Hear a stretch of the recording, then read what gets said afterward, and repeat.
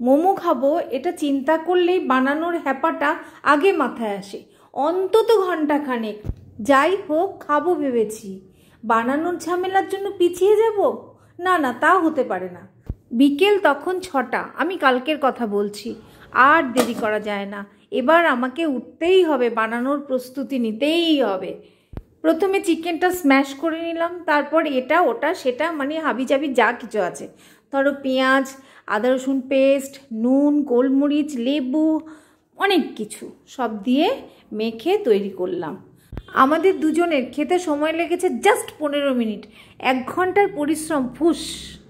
আমাদের বাগানে প্যাশন ফ্লাওয়ারটা একদম টপে যাচ্ছে। এখন অন্য যে কোনো ফুল, যেমন ধরো বেল ফুল, তারপর এই পর্তুলিকা, ব্লিডিং হার্ট, সব সাইড হয়ে গেছে। দেখো বেগুনি ঝুমকো লতা।